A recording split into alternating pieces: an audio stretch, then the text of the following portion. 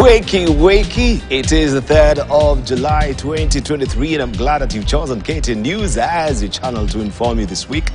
Another week, another month, and I'm glad that you've crossed over. We can't even imagine that, yes, we are halfway through the year and it seems it's just going at a breakneck speed, I should say. I hope all the plans that you started this year, they've shaken into place or they're on their way to shake into place. And this, of course, month we want to make sure that we streamline all our activities as far as maybe you've planned all your goals and the objectives also by the end of the year. You will not be regretting. I hope you're up and early. Of course, if you're watching me, you are, and I don't want you to get late. They say you lose an hour in the morning and you'll be searching for it the whole day. Now, today is Monday, the 3rd of July 2023, and every Monday we have Standpoint coming your way, where we take a keen look at what is happening on the political landscape, just taking a feel and flavor of it, the political tone and tenor. And today is a big day for the CSs. They will be knowing their fate. The court will be determining that whether that position will be solemnized or not. We're eagerly waiting to see all that happening today.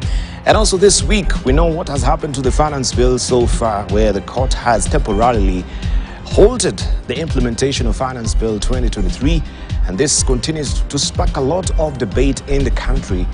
Already, EPRA has hiked the fuel prices, and everyone is taking special umbrage with that, saying this is a total defiance of the court order. But they've gone full steam ahead, saying, we've not received any court order in light of stopping the hiking of the fuel. But already we're feeling the pinch as Kenyans right now. We have matatu owners who also are complaining about the fuel prices, and they say, undoubtedly, we'll just pass it over to wananchi.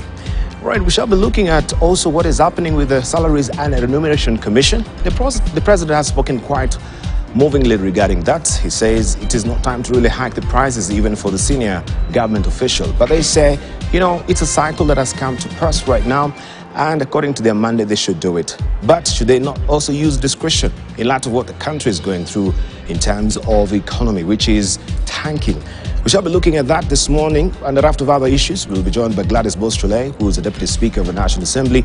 Also be joined by the Chair of ODM, John Baddy, and who is a nominated Member of Parliament. We'll be having with us Hilary Segei, who is the Senator of Met, and also Dr. Makali Mulu, who is Member of Parliament, Kitui Central. We have a full-packed show. You know the drill. You head over to our Twitter handle, which is KTN News. Also at Dibal Ainer. At Dibal Ainer is my Twitter handle. You can tag me along there. Chime in, fire your questions, and we shall also be, of course, looking at that as well. But as always, let's see what is fresh off the press this morning. We begin with the bold paper. This is what you're waking up to. The front page of the bold paper is all about that on the CBC, which appears to have gone missing mysteriously, according to the headline here. The Standard, intrigues of missing school reform report. That is what you're waking up to on the front page of the Standard this morning. Intrigues of missing school reform report on the front page of the Standard today. And it says, empty promises. Task Force on Education Reforms was to hand over its final report 3 weeks ago. But promises to make it public have not been met, raising doubts on the recommendations the 49-member team could have made. And this story continues on page 4 of the Standard this morning. And also families come to terms with Londiani tragedy. You can see them. This is Kenya Red Cross volunteers in Londiani town, helping residents to trace their loved ones and also counsel families that lost their relatives to the Saturday accident that saw more than 50 people lose their lives after a trailer rammed vehicles and traders. And they're back to the streets as far as trading is concerned, despite the fact that the government had starkly warned regarding going back there for their safety. Malala in cabinet, little men whose words become law. This is on page 6 and 7 of the Standard this morning. What next for Mali after UN pullout? That story is on the world pages of the Standard today. Kip Kemboy, Chebet backed 7 million shillings for marathon win. And that is the story that you want to follow on page 39 of the Standard today. Fuel prices headache for students and parents. Matatu operators have raised fares after the energy regulator hiked bar prices, spelling doom for parents who have to dig deeper to take students back to school. You have a story on page 12 of the Standard this morning. And also remember, every Monday you have Health and Science Bullet magazine that comes in handy for you. And it's all about the vape. Vape at your own risk. This is what you're being told. And you can read all about it. What are some of the rough and the smoothest, or the smoothest you say, as far as taking or vaping is concerned. This is a Standard for you. Make sure you grab a copy. The Daily Nation is up next. Let me just scroll over there quickly so that you can see what is on the front page of the Daily Nation. Youth exodus is on the front page of the Daily Nation. Passport delays a nightmare for many Kenyans seeking to travel out of the country. It's all about jobs and greener pastures. It says unemployment and the tough living conditions have driven many young people to the edge, and they now want out. The long winding queues at passport centers across the country, as well as the airports, are testament to this. The youth are flying out to pursue their dreams abroad, and the government is prodding them on. This is the story on page 6 and 7 of the Daily Nation this morning. And you have illustration here just at a glance. And passport processing crisis. There is currently a backlog of at least 70,000 passports at the Immigration Department. And the Immigration Department can only process 700 passports a day. Steep increase. Passports processed and issued increased by 55.9% to 137,000 in 2022. U.S. green card officials' data from U.S. State Department show that some 173,218 Kenyans applied for the 2021 Diversity Visa Lottery. On foreign jobs, President William Ruto has secured over 400,000 jobs opportunities for Kenyans in Germany and Saudi Arabia. All that inside the Daily Nation this morning. We will normally talk about our youth dividend. Have we been unable to tap it? And that's why now there is a youth exodus out of the country. Inside Ruto plan to claw into Raila's Nyanza. Tough is a sidebar story there. And it says President William Ruto is on an overdrive to make inroads into Azimio leader Raila Odinga's Nyanza backyard, and was set to visit the region this Saturday, barely a week after the former president, or a former premier I should say, hosted a two-day mega event to secure his staff. President Ruto was supposed to visit Homa Bay on July the 8th for the Thanksgiving ceremony of Interior Principal Secretary Dr. Raymond Omolo, but the meeting has been postponed to July 15th due to other engagements. He will then return for another meeting in Gem, Siaya County on August the 5th. Still on the front page of the Daily Nation, looking on top there at the teaser, Londiani accident, traders defy order to vacate roadside market is what you need to follow as well on page 2. A tragedy that has really shocked Kenyans on how many lives have been lost so far, and the ramping up of safety measures, especially on to just give traders also a good ample place or space to do their trade as well, has come to the fore. Last moment of Kenyan woman who was murdered alongside her Nigerian lover. You can follow the story on page 3. Heart-wrenching story there inside the Daily Nation this morning. The Star. Moment of truth for CSs as court rules. Today is a day watched closely. Ruto under criticism over the 50 who've been termed an extra burden. If struck down, decision could worsen setback. Setback president has suffered from judiciary. And this is on page 4 and 5 of the Star this morning. And we've seen most of them, some of us decision turned by the courts as far as what is the term as defiance of the Constitution is concerned. This is a winner. Kipkemboi and Jebet rule Nairobi City Marathon. And you can see them breaking the bands here yesterday. That is Robert Kipkemboi tops the men's 42 kilometers, while Naomi Jebet emerges victorious in women's 42 kilometers during the Nairobi City Marathon yesterday. All that story tucked away on page 30 and 31 of the Star. No records of country's public debt. This is what the Auditor General is revealing. There is no official record of the country's public debt position. Auditor General Nancy Gathungu says there is no financial statement to show the debt position. She says, quote unquote, the status is only included as an annexure in the consolidated fund statement of expenditure. She said no one knows how much loans and overdrafts are held by national and county governments. And this is a story that you want to follow on page 6 of the Star this morning. Right, we have the CPA, John Buddy here, will tell us what does this really mean if we don't know the current state of play of our loans. Where are we quoting the figures that right now we know that it has breached the 10 trillion shillings mark? That is what you want to follow on page 6 of the Star this morning.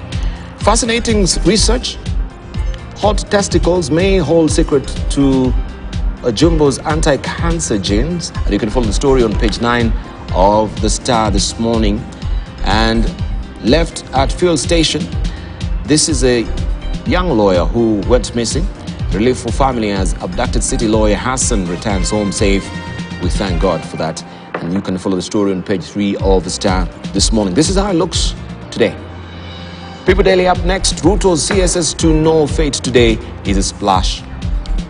Day of judgment, High Court to rule on whether 50 appointees will take up their lucrative jobs or they will be sent packing after LSK and other petitioners questioned legality of appointments. You have the story on page 4 of the People Daily this morning. Holding the sword of justice, this will be the bench today. Justice Kanyi Kimondo, Justice Ongudi Hedwig, and Justice Alim Ainashir. And you can see what a picture there. The president is looking at the clock, just trying to depict or showing how antsy he might be. That is a story you want to follow on page 4 of the People Daily. Kenya's debt rises to 9.6 trillion shillings in April. Rate of borrowing goes against promises made by Kenya Kwanza that it would reduce appetite for loans. 243 billion shillings, amount in shillings that Kenya had borrowed in April according to CBK data. You can read all about it on page 15 of the People Daily this morning. And on top, Marathon Champions Day of Glory. This is on the back page of the People Daily. And I am eagerly waiting to hear from Gladys Boss-Relay. She comes from the County of Champions. If Kipkemboi and Chebet comes from our county, she will tell us. This is the People Daily for you. Make sure you grab a copy. Also, tributes pour in for writer activist Misere. That is on page 5, Newsbeat. And pain tears as Londiani crash victims identified. That is a story that is tucked on page 2 of the People Daily this morning. Taifa Leo, Ruto akata Raila miguu is a splash. Rais apanga mikakati kibambe ya kufifisha ushawishi wa kinara wa Azimio katika ngome yake ya Luo Nyanza. That is a story that you want to follow also on page 2 of the Taifa Leo this morning. Ajali kazi ngumu ya kubaini miili. Man City jicho kwa Star Dijon. You can follow the story on page 20 of Taifa Leo this morning. Shibe kwa wadosi raia wakimeza mate. This is all about their salary hiking. And also, deni la Kenya lapita kiwango cha trilioni or 10 trillion shillings. I'm trying to get to my Swahili word of trillions there. But you know, that is a breach there. It's 10 trillion shillings right now. You can follow the story. Well, let's buckle down to some business. Double blow for motorists as EPRA ignores levy cuts is the splash this morning. RDF and RDL retained at previous rates of 3.5% and 2%. New pump prices affected despite court order. That is a story that you want to follow there inside the Business Daily this morning. And SRC to press on with salary review despite Ruto protests. That is a story that you want to follow on page 2 of the Business Daily. It's all about the wage bill. Looking at the ticker there. Kenya taps 3.4 billion shillings to cover debt repayment shortfalls. Kenya was forced to tap 3.43 billion shillings to cover the budget hole in the foreign debt service obligations created by the depreciation of the shilling against the US dollar in the first half of the financial year 2022-2023, and the Auditor General has revealed this. KQ to ditch Embraer and Bombardier jets. That is a story to follow on page 6. Treasury bills lose shine in government debt mix. Another story there today on the front page of the Business Daily. Now in Uganda safe despite UK terror alert. That is what government is saying. Uganda safe despite UK terror alert. Recently, we've seen a rising spate of the insurgents of Al-Shabaab and killing of students, and also back in Somalia as well, their soldiers were fell, and that has also raised a measure of trepidation in Uganda as far as safety and terrorism is concerned, and the rising ugly head of the terrorist militants in Uganda. That is the story that you want to follow inside the Daily Monitor. And Kabale Diocese ordains 4 priests born to serve, and you can see them in a pious mood there as they're being ordained. That is the Daily Monitor. In Tanzania, how to strike a win-win balance in port business is a splash this morning. And you want to follow the story also inside the Citizen. Serengeti voted world's 3rd best nature-based destination. That is the story that you want to follow on page 8 of the Citizen in Tanzania. In Rwanda launches 490 billion Rwandan francs project to control floods. Between 2017 and May 2023, floods claimed the lives of 1,289 individuals. And this story continues on page 3 of the New Times. Liberation, hundreds take part in 21-kilometer Gikoba walking trail. And you can see hundreds of people, including ordinary citizens, officials, and military and police officers, taking part in the 21 kilometers Liberation Walk, dubbed Gikoba Trail, ahead of the 29th Liberation Anniversary in Nyagatare district on Sunday.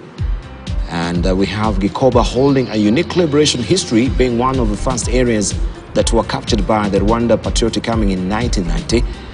The walk aimed at helping raise public awareness about the historic importance of the area, a tourist destination. Liberation Day is July the 4th, which is tomorrow. This is happening in Rwanda. And also we can wind up now with China Daily. Netherlands chip rules to hit global supply chain. You know, it's all about the chip war. As far also the Taiwan is concerned, it seems the chip are controlling the economy of the world right now. And that has been the big war between China and the US. Now Netherlands steps in. What discernible difference will it bring as far as the chip supply is concerned? This is on the front page of the China Daily. Looking at the editorial cartoons, this is President Suluhu Hassan walking away with bags there from the Dubai world that is stashed with cash as far as it's concerned here. I don't know what the deal is. This is a crooked deal, it says, according to Meridiano, or reconciliation there. This is what Mbowe is saying. They're smelling fishy deals there. And the media, they've been pocketed. It seems also Mbowe has been pocketed. And, well, you can see they're popping on, they're toasting there. This is the Dubai officials. This is on inside the editorial pages of the Standard this morning. And Victor has drawn, this is Ozona actually, has drawn about the finance bill and the hourglass. And Okio Omutata there with the gavel is sitting on the gavel, and it seems the sands of time are going at a very glacial space as far as the financial act is concerned. The implementation of it has been scuppered by the court ruling, and we will know the fate of it this week. And this was all due to Okio Omutata. And you can see also Raila walking there away, looking at the hourglass happily, and the executive also, they're wearing chapfallen faces regarding this finance bill. You know the drill right now, and we shall be discussing that as well this morning with our panelists. This is what Ozona has drawn inside the Star today, and we have also Stano on the finance bill, and what the Kenya, it says the Kenya we wanted, nimepanga, nimeweka, nimetenga, nitafanya, nitawapanga, nitaongeza, nitapunguza. This is about the 2027 promises the small cat is asking, and this is the Kenya we wanted, right? A probing question there by Stano inside the People Daily this morning. All right, let's continue pace, and we hear from our panelists. As I mentioned this morning, we're holding court with Gladys Bose-Chule, who is the Deputy Speaker of the National Assembly. Also, we have the audience chair, John Berdy, who's a nominated Member of Parliament as well. We have Kitui Central Member of Parliament. This is Dr. Makale Mulu, and we'll be joined later by Hilary Segei, who is the Senator of Bomet. Good morning, Gentlemen and lady. Good morning. Good morning. Thank you for joining us this morning. I really appreciate you waking up early. By the way, numbingly cold lately in Nairobi. I don't know how you've been faring on, right? The cold is something else, right? So just dress warm. Just dress warm, layered up. Yes. Gladys, you weren't running yesterday for the marathon. I know I mentioned you come I didn't from... lay one. Oh, you did, yeah? Yes. So now I think I can do it 2 weeks in a row. In a row, Before you're smarting from effects of the other one, yes, so you need to give it. From yes, that, yes, yes. But I definitely, with the next one coming up, I will be there. Yes. So you want to congratulate Kip Kimboy I want and to congratulate Kip Kimboy and Chebet. They don't come from your country, do they? Usually, I'm not sure about the two of them, but most of them usually to be Nandi County, Wasingishu County, and Elgeyo Marakwet County. So that's why they call Wasingishu the City of Champions. The City of Champions. And then they call Nandi County the Home of Champions, and I think Elgeyo Marakwet is the Source of Champions. Source of Champions. Yes. Oh, okay. Yes, and normally when we have the CAS Marathon, they start in Nandi County. Yes, right through. So, yeah, I know a lot of the athletes. I recently hosted London Marathon Champ, Boston Marathon, and the World Championship, all of them at my house. So I have a soft spot for them. Oh, good gesture. I have great regard for them. Because I always say running, when you're an athlete, you don't have to, there's no networks. There's no somebody helping you out. It's not like jobs where you can get to the top because you're in the right place at the right time. This one, you're in that field, it's yourself. It's pure and the altitude and the wind and the hills. Yeah, I know. So I always say those are people who get what they get from sheer discipline. So I have great regard for their discipline. Right, a good gesture from you, at least hosting them. You know, we don't really appreciate much of them. Yes. And it's being celebrated. I was watching also on the Athletic Weekly, a big UK magazine. We had Elliot there, being splashed on the front covers, you know, the glosses. They are celebrated there. But also the president has taken it a notch higher, appreciating our athletes, gifting them as well and awarding them. I think that has really gone to show. Commend our minister. Over the years, I've been interested in athletes' plights, and I've always contacted the ministry. But this is the first time that we have a minister, Babu Namwamba, whom I call and I say, this athlete has a crisis. He's always able to act. Because usually I'm their first point of contact, because I'm their mama county, and they know that I love athletics. So whenever any of them have a crisis, I'm usually the first person to know. Yes. All right. Let's hear from John Buddy. He's been missing. Last week we missed you, but welcome back. I know you were busy over the weekend, and having just elected a new Luo Council elder. You can tell us much about because also I can see they are raising special umbrage on that particular selection, the installation of Odungi Raila as a chair. We have Usawa, who is among also the candidate who's saying, hey, so we don't know how that also is going to shake into place down there. But you were there, you can tell us how it went. Well, that is an elders affair. They did the election. I hear the election of Kerr, so to speak, is not done in a conventional way.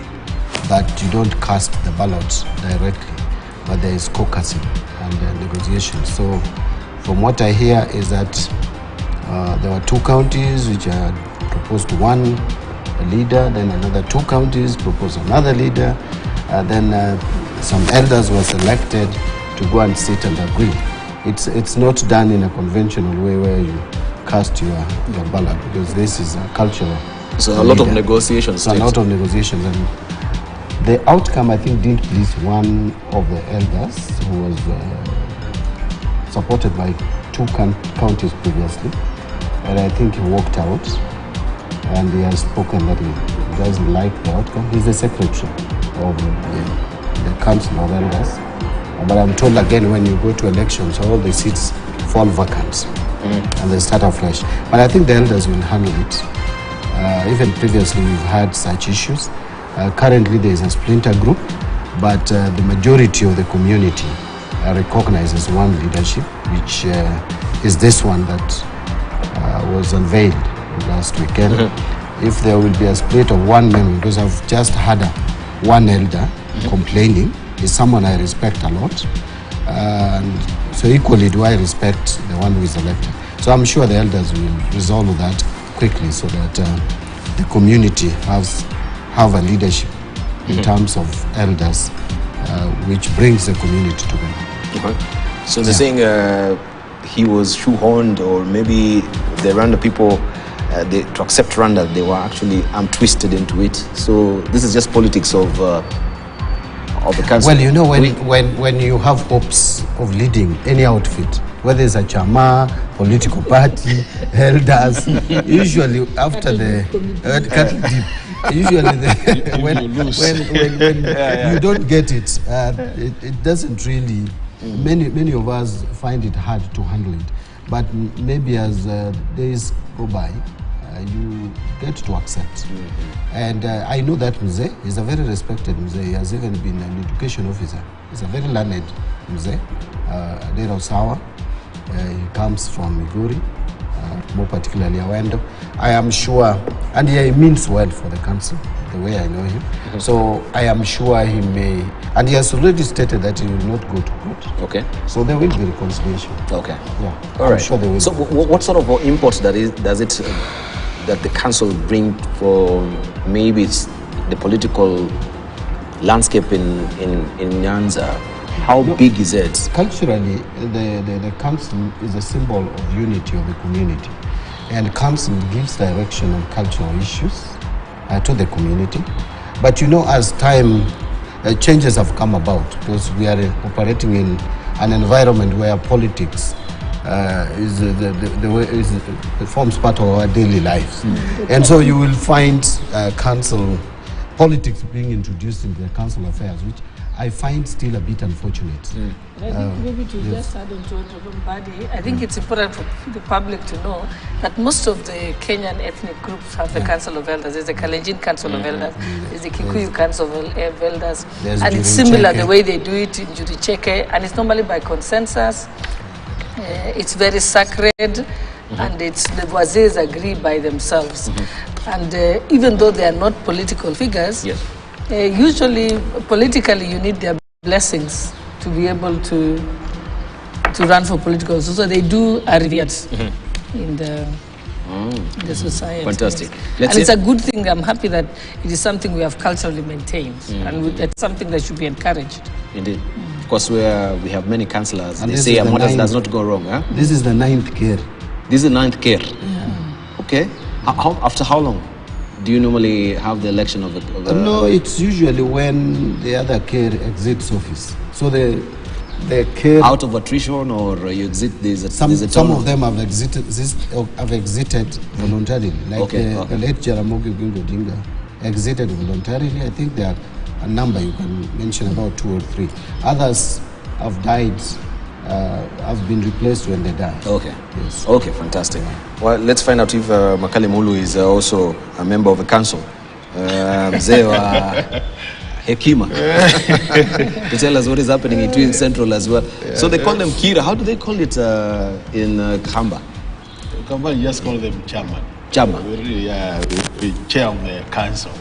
Kalenjin, it's Miot. We don't have a local name. You don't have a local name. We call them chairman, but unlike these colleagues of mine, our team is not very well structured like we have in the other areas. It's actually something as leaders we are struggling to get it in place.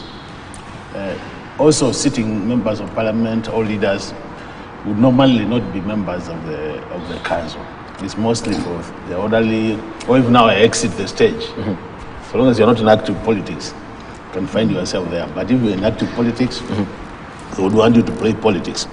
But before I get to that, let me just say that this weekend was really a bad weekend, and now that we have a chance to also say Paul to the people who lost their lives the other day, I'm seeing they're having challenges identifying who is who.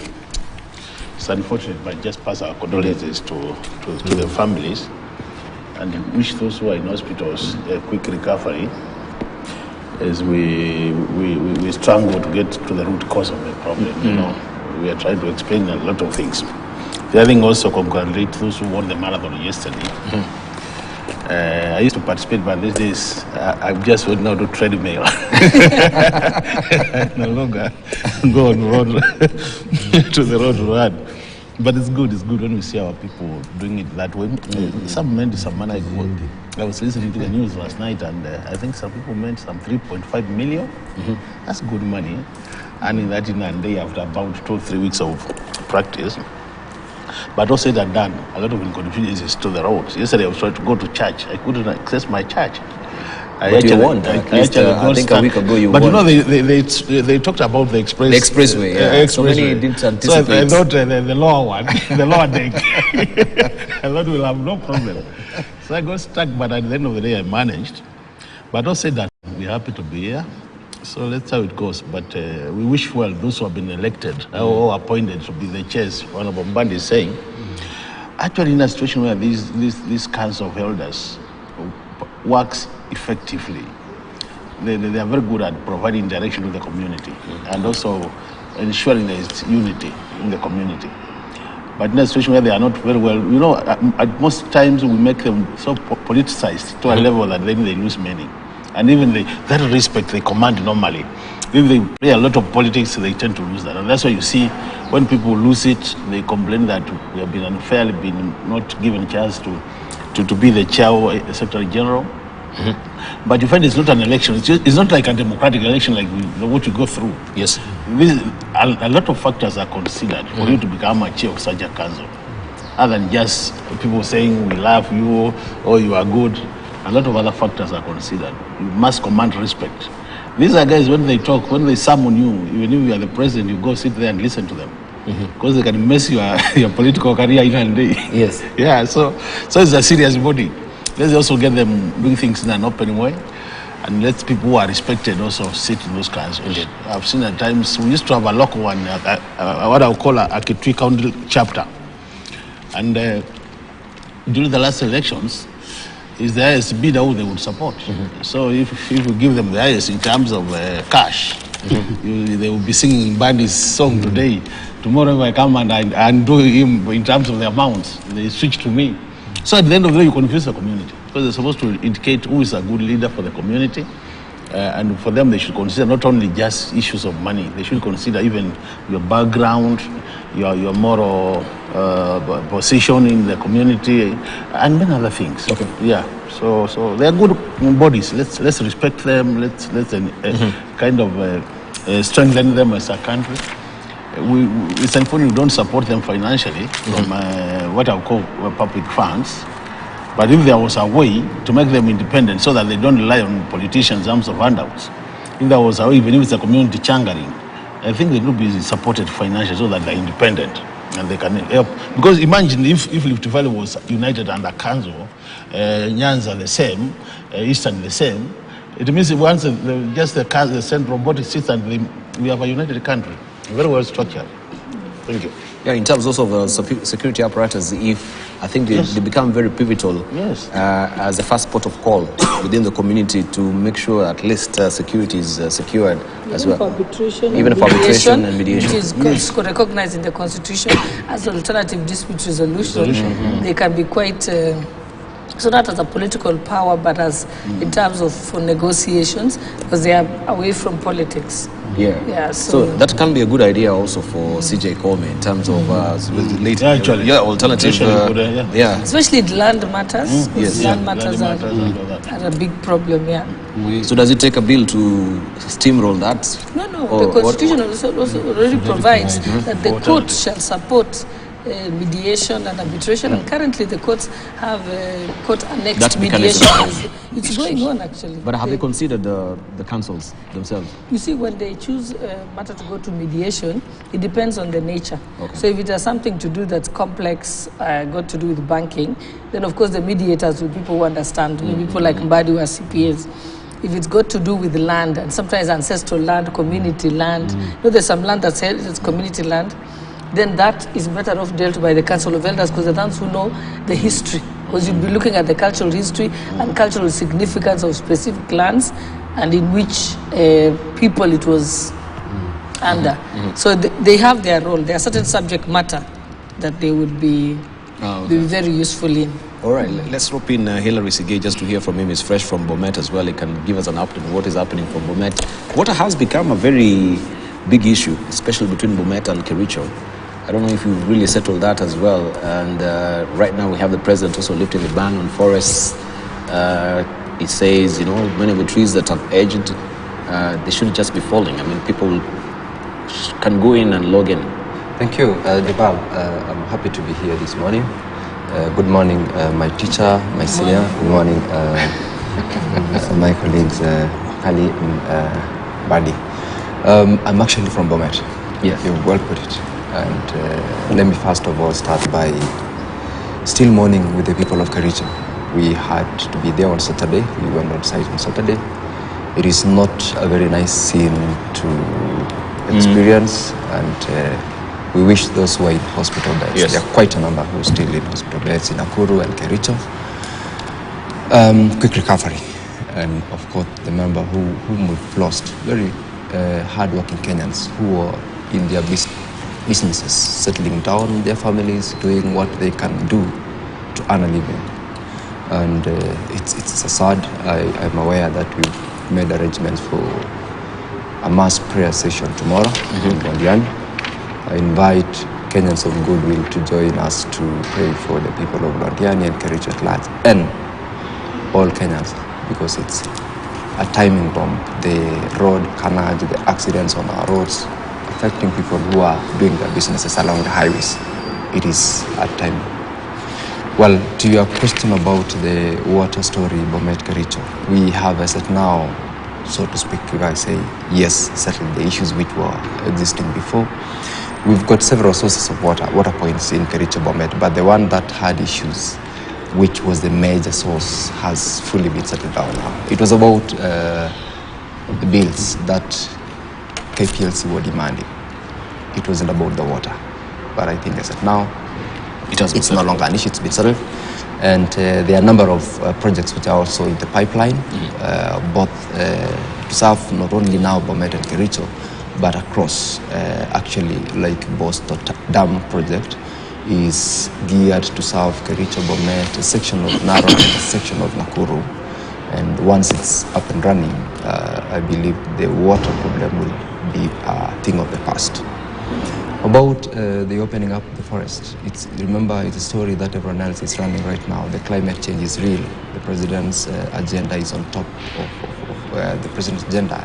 Atop is the climate change. The opening up of forest does not open up for just logging and without permits, without proper permits to those who will be doing. And I believe it is not going to be just, deforestation, because I would want to call it that way. It is harvesting the mature trees with a plan, with a strategy for purposes of ensuring that there is sufficient replacement for those who are actually permitted to harvest. It hasn't started, but I know it's already been placed out there, and people, I'm sure, are going to be doing so and ensure that they are compliant with the permits that they are granted. Not everyone else will be going to harvest. Not everyone else has been permitted to do the harvesting. But those who have been licensed upon application. And well, I think what is important, I've said that sometimes the messaging that is done by the media is inaccurate. It's like now it's a free-for-all for people to enter the forest. That is not the case. Remember, we have plantation forests, trees that were planted specifically for commercial use, like the pine trees. Those are not trees that last a lifetime. Those are trees that are just planted. In fact, remember, some of the companies own plantations. So they plant, regrow again for purpose of commercial use. So some of those are the ones that you don't need to keep them, because when you kept them, they are not the types that last 100 years. Yes, we're not going into the indigenous forests and the forests that are being grown for specifically tree cover. Yes. All right, okay. But so and there are very strict rules about it. All right, let's just hear from the president himself, because the President William Ruto has defended the decision by his government to lift the ban on logging that was effected in February 2018 by retired President Uhuru Kenyatta. Ruto, who was speaking during a church service at St. Mary's Catholic Church in Molo, Nakuru, said the move is meant to open up the economy of areas that depend on forest products. This is coming at the time Ruto's government is pushing to plant at least 15 billion trees across the country within the next 10 years in a bid to restore forest cover. Jeff Kirui has more. The moratorium on logging is set to be effectively lifted after 6 years. President William Ruto, in defending the decision by his regime, says the move is meant to economically enable Kenyans who depend on forests as the source of their livelihoods. Sasa miti inaoza huko kwa msitu, watu wanahangaika pande hii, hawana mbao. Unaona ile ujinga iko hii Kenya. So hiyo maneno yote sasa tumeondoa na tumesema tutafanya na mpango. The ban on logging was imposed by retired President Uhuru Kenyatta's government over concerns of declining forest cover, which was blamed for the receding water level in the country. However, according to Ruto, the decision was hijacked to benefit importers of furniture and timber. Wale walizuia miti isikatwe hapa ile iko tayari, ndio walienda sasa wakapanga ati furniture, kitanda, sijui meza, sijui kiti, ati inatolewa China. Unaona ile ujinga iko hii dunia. Ndio tumesema kwa hii budget, ndio mnaona wengine wanakasirika na sisi. Tumesema kwa hii budget, kama mtu ataenda kununua kitanda, sijui nini, furniture kutoka nchi ya nje, tutamlipisha ushuru, kwa sababu tunataka hiyo vitu yote itengenezwe na vijana wa taifa letu.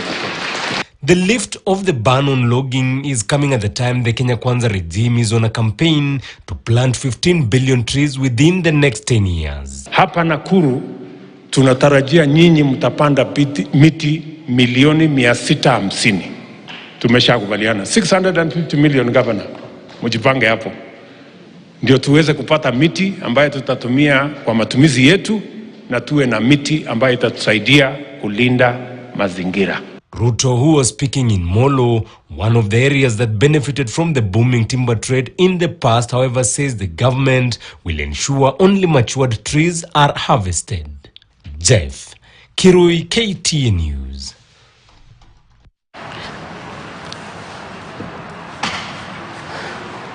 Indeed, and that, of course, is what the president really said, and we're just getting clarification also from our panelists as far as the lifting of the ban is concerned. Remember, there was also the whole issue of the Shamba system that drew a lot of special umbrage from the public and especially from the environmentalists as far as climate change is concerned. Were we also giving leeway back to the forest as well? Back to clarification, communication that is effective as well is key. Gladys, I think maybe we can get contribution in that regard if you want to contribute on this particular lifting of ban, especially from Kitui area. You know, this matter, to me, the question is, why was it banned in the first place? And I remember at that point when they were banning it, the issue was destruction of forests. And actually our forest to cover was getting too low. So the idea was to see whether we can improve our forest to cover in this country to work towards a 10%. Yes, that's always been the case. The second reason why it was banned was also the issue of corruption.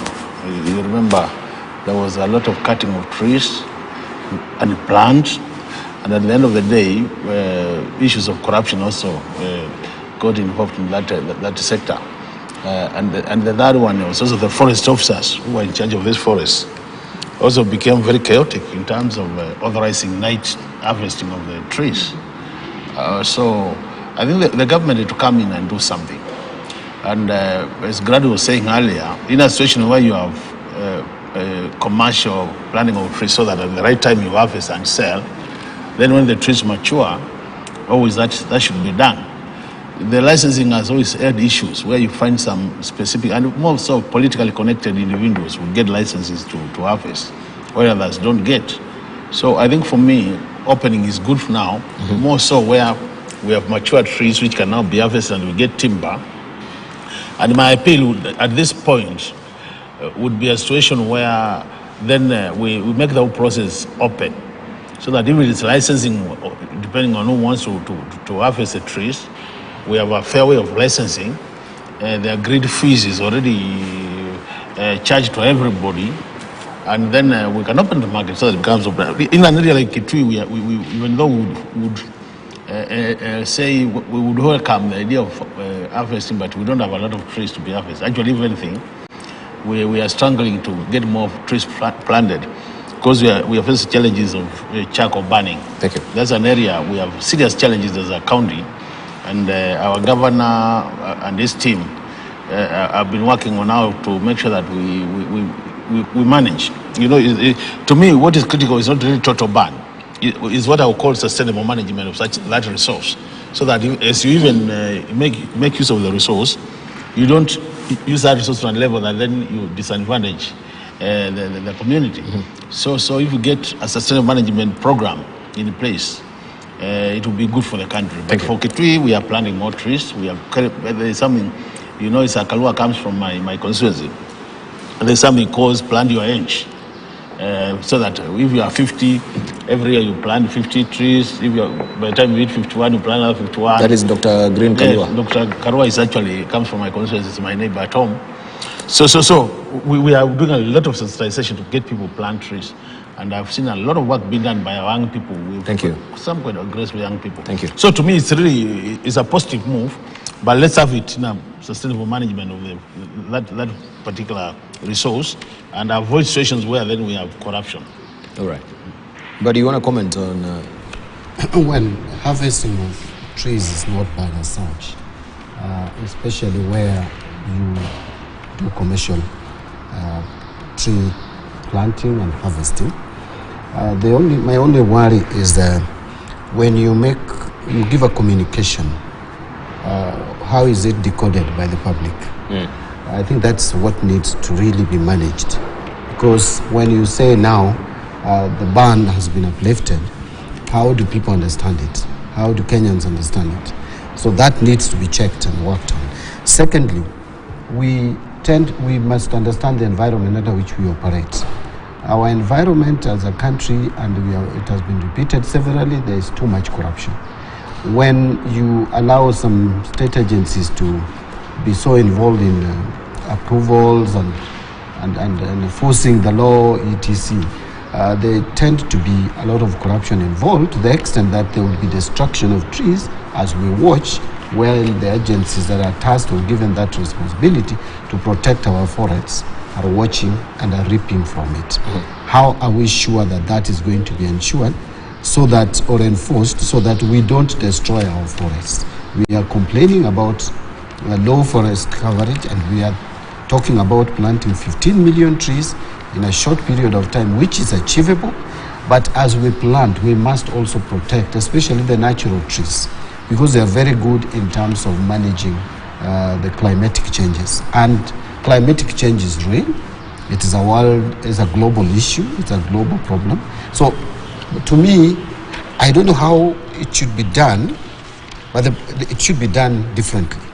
The communication needs, the president now and the entire government should now go overdrive and explain exactly what the president meant.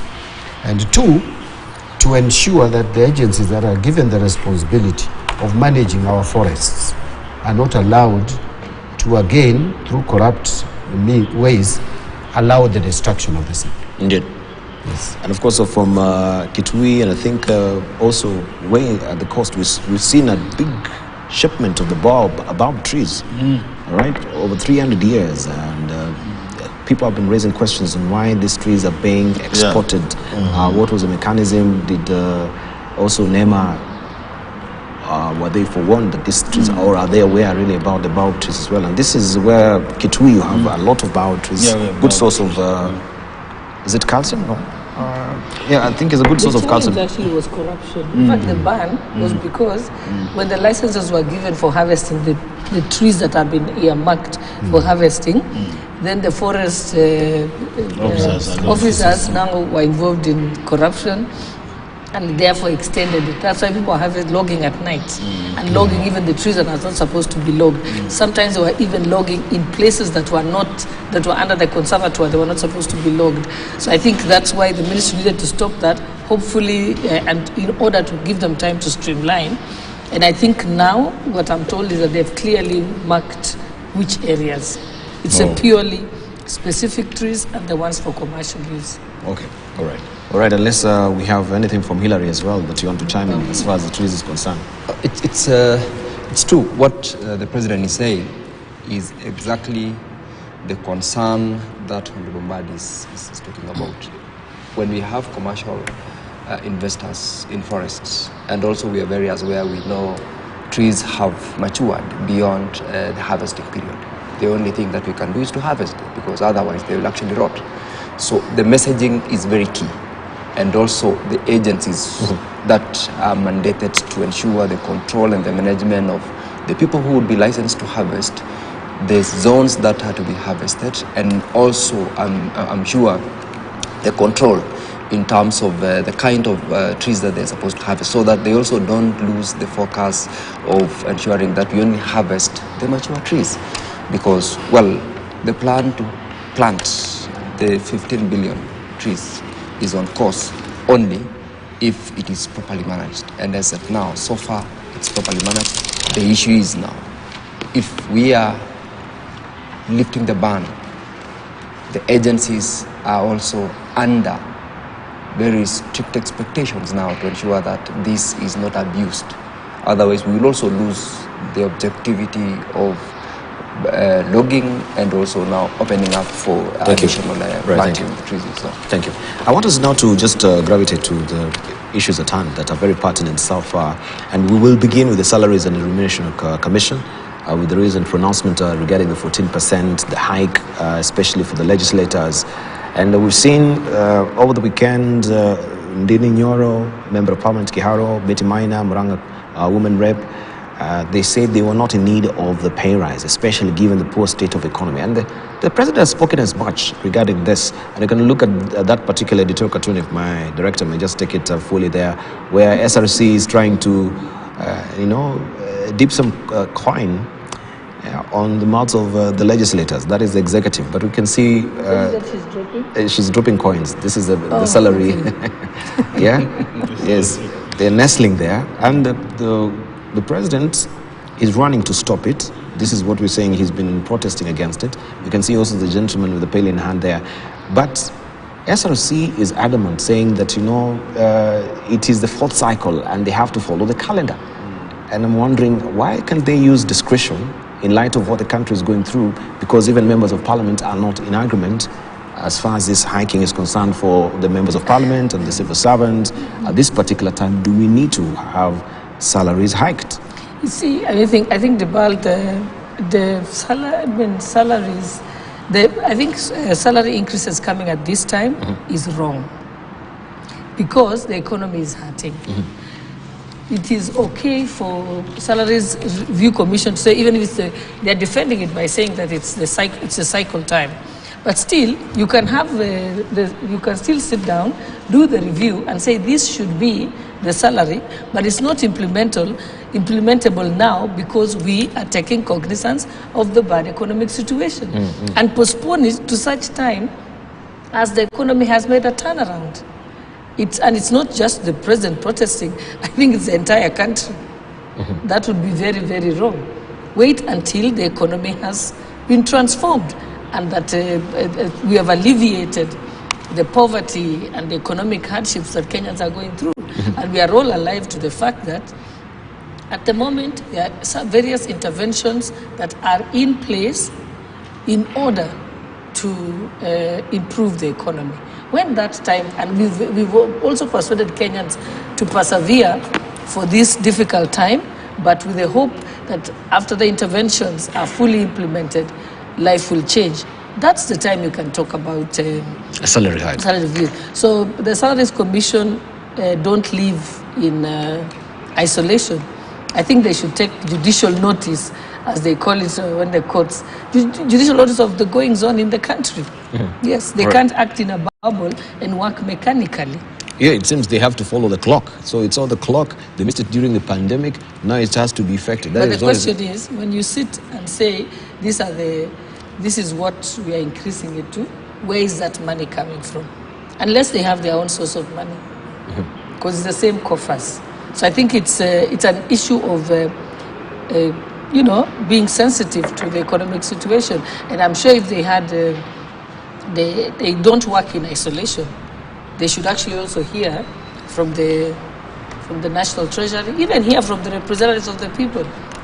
Yes. All right. So I think, did they come? I don't think they, if they engage with Parliament, I think they would have said, hold on a bit.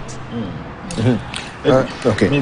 Honorable Mbadi, let me just come to you, because we've seen before, we don't know what metrics they normally use to come up with the 14%, but people also had issues with SRC. Remember when we had the issue of the ECD teachers who earn at least 15,000 shillings, and it was to be pared down to 7,000 shillings until there was a special uproar from the public on why they're touching the ECD teachers. People wonder, what sort of metrics do you normally use to come up with the 14% for the legislators or the civil servants for that particular matter? But people also were pivotal, like the ECD, who are earning meager salary, they can pay it down to 7,000. You as legislators, you've been raising also concerns regarding the efficacy of SRC. What is your comment? I think the problem with SRC is lack of proper communication. And when you propose to make adjustments, you need to give comparative figures and just to indicate how you think that variation is necessary, whether downwards or upwards. So that is number one. Number two, I tend to disagree that the timing is wrong. To me, the timing for salary review is right. We may talk about, and I mentioned this, let us not treat salary as wealth in this country. When you start raiding people's salary, they must demand for more. The public servants are entitled to fair living in this country. Let's not just look at the president, the cabinet, and members of parliament. If you ask me at a personal level, the salary, the adjustment for salary, then we should just say no. Let us remain where we are, because it's a joke. Even if you look at the increment, it is just exposing us for nothing. It's an additional 31,000, which then goes to tax. A lot of it goes to tax. So it is just painting us in bad light. Members of parliament, you should just say, return that money to SRC. We wait for a time when there could be better adjustments, if at all there would be adjustments. But largely, in terms of public wage, the public servants, they deserve salary increment. Why do I say so? First, the inflation has been rising, the cost of living is going up. The salary adjustment for public officers has stalled for years now. And at the same time, you have effected salary cuts through taxation. You have increased rates of taxes, you have introduced housing levy, you have increased the NHIF. So public servants in this country need salary adjustment. And I would root for that anytime. My other concern is the language we use. You know, we created independent commissions under Chapter 15 of the Constitution. And if you read 249, Article 249, it clearly cushions these independent commissions from being directed by individuals or officers. So when the president says, I direct SRC, that is unconstitutional language. He should not say that. He should express his opinion. He should say the economy is bad, but he cannot direct SRC. If SRC accepts to be directed, tomorrow they will be directed to increase the salary. So what would happen? So I would want us to still protect the independence of that commission, If we have problems with the official or the officers occupying the position, then we should say so. But president directing, parliament directing, we should not do that. In a nutshell, as I conclude, I still want to root for salary adjustment for public servants, because public servants can also not work for free, or should not work in a way that jeopardizes, that does not motivate, because one of the roles of SRC is to ensure that we have a workforce, a civil service that is motivated. So we need, and again, this talk of the economy is bad. From the look of things, it may be with us for eternity. The man, my deputy speaker here, is talking. By the way, this language, I came to parliament when it was being said. I am now 16 years. But it was a different president. It is now 16 years. We are still saying the same. But it was language. a different president. Now we have a president who is also saying it. And this president has told us that he's managing debt. We will come to that. He has borrowed over 900 billion in a period of how many months? 10 months. So we are not likely to come out of this home anytime. So we better get the salaries. So okay, I think it's a good point to actually take a station break right now. 8 o'clock on the news. Honorable Mbadi, if you allow me, my time is up right now to take a station break. When we circle back, of course, we continue with that and more, looking at the commission itself as it is, how independent is it right now, and also the parliamentarians. Some of them have been calling for the scrapping of SRC. They're saying it is of no material utility to the public. Is that true? Or to the government? Is that true? So we shall be also looking at that and a lot of other issues as well. And talking about public debt, we've now crossed the 10 trillion shillings bridge, as it were. What is next as far as debt management is concerned?